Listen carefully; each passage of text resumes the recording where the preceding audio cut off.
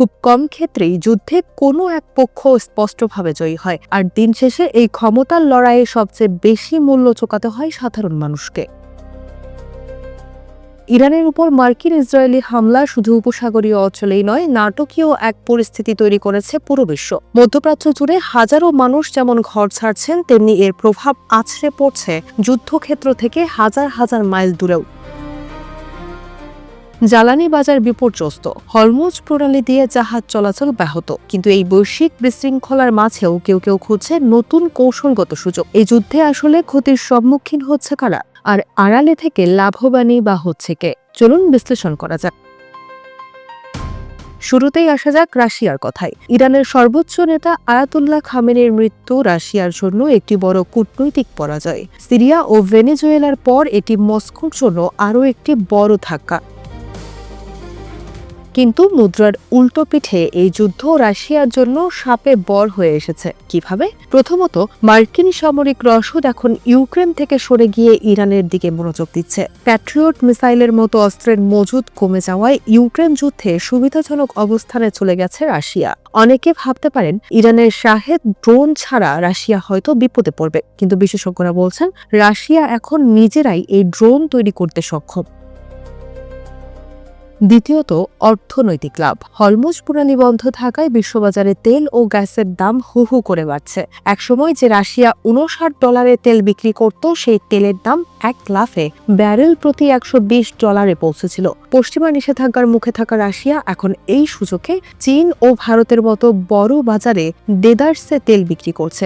এমনকি বাজার সামাল দিতে যুক্তরাষ্ট্র ও ভারতের উপর থেকে তেল কেনার বিধিনিষেধ শিথিল করতে বাধ্য হয়েছে।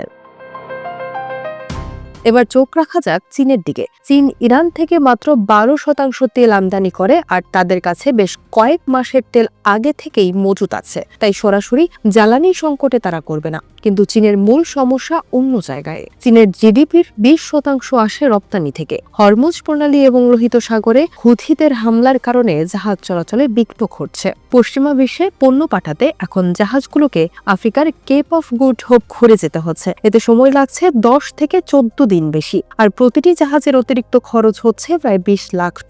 তবে এর মাঝেও বেইজিং এর জন্য রয়েছে বিশাল কূটনৈতিক সুযোগ। মার্কিন প্রেসিডেন্ট ডোনাল্ড ট্রাম্পের আগ্রাসী নীতির বিপরীতে চীনের প্রেসিডেন্ট শি জিনপিং নিজেকে একজন স্থিতিশীল বিশ্ব নেতা হিসেবে তুলে ধরার সুযোগ পাচ্ছেন। পাশাপাশি তাইওয়ান ইস্যুতে যুক্তরাষ্ট্র ভবিষ্যতে কেমন প্রতিক্রিয়া দেখাতে পারে তারও একটি মহড়া দেখে নিচ্ছে চীন।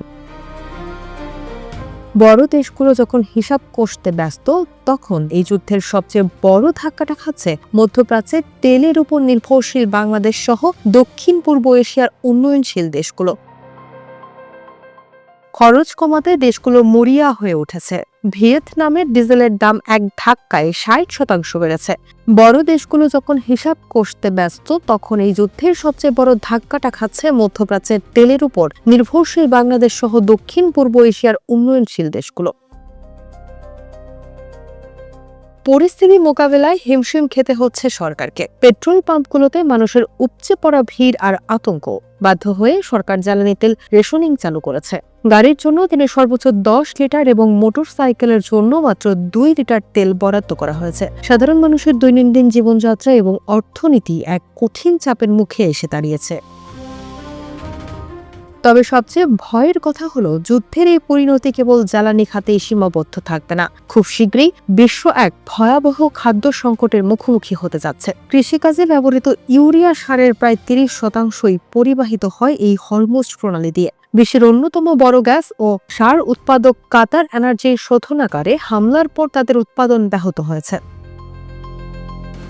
বিশেষজ্ঞরা সতর্ক করছেন, আজ থেকে 6 থেকে 9 মাস পর যখন কৃষকরা জমিতে সার দিতে পারবেন না, তখন বিশ্বজুড়ে দেখা দেবে চরম খাদ্য নিরাপত্তাহীনতা ও লাগামহীন মূল্যস্ফীতি। যুদ্ধ হয়তো মধ্যপ্রাচ্যে হচ্ছে, কিন্তু এর উত্তাপে পড়তে হবে পৃথিবীর অপর প্রান্তের সাধারণ কৃষক থেকে শুরু করে খেটে খাওয়া প্রতিটি মানুষকে।